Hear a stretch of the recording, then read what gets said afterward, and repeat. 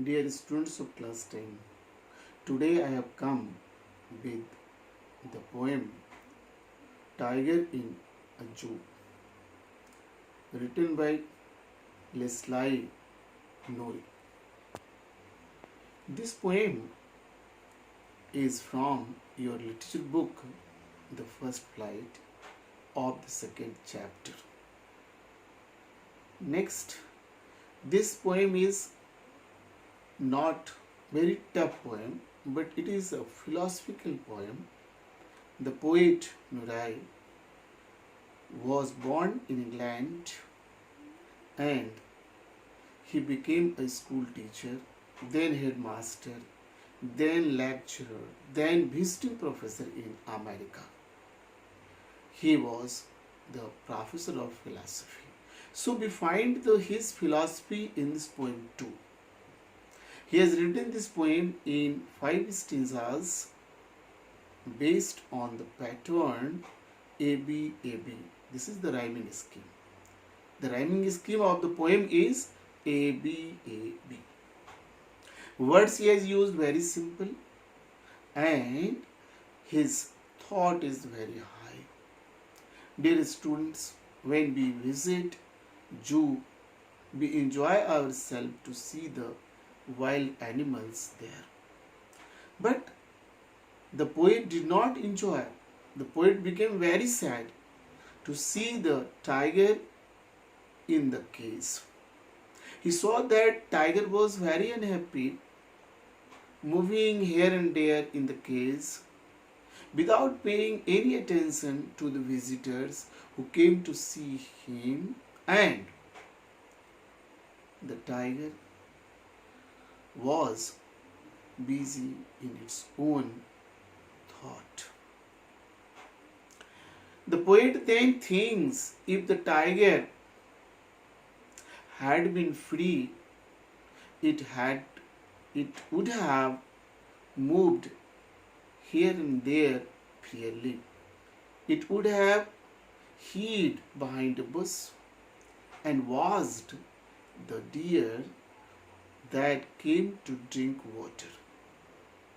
Because deer, you know very well, is the food of the tiger.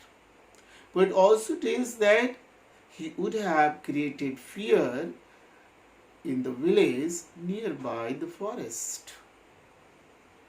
His face was very dangerous, you can say, very very, very, his face was creating fear on the looker. If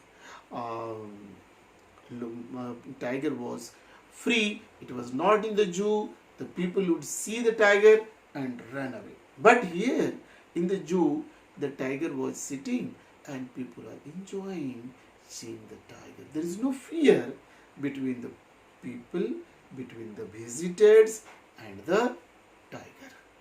Tiger was not paying any attention to the visitors. Visitors were seeing how the tiger is moving in the cage. Next it is in the last stanza when the poet tells that the tiger, about tiger tells, it hears the last voice of night, the patrolling cars. He stares with brilliant eyes at the brilliant stars. You see, the last stanza of this poem, how philosophical it is. The poet tells that it is looking at the sky. Tiger is looking at the sky not for enjoying itself, but for complaining God, because we think that God lives beyond the sky, or God lives just another side of the sky, and that is why it is complaining to God about his condition.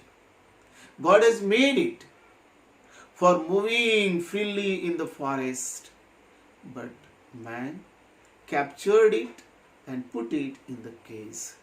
Now there is no importance of its power, its strength, is fearful expression of the face, etc. etc.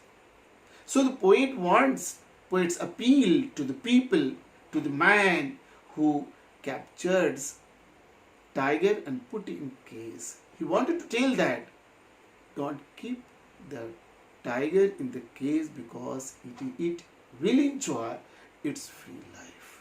You may take it profound meaning that poet wants to tell that by birth every creature wants to be free. That should not be captured in the case, that should not be made the slave, and that should be made free to move and enjoy the life on earth. That's all. Thank you, my children, my students.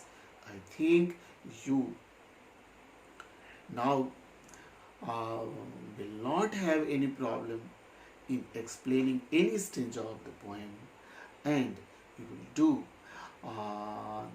better when you will have to explain in your own words. Thank you. Thank you to everybody.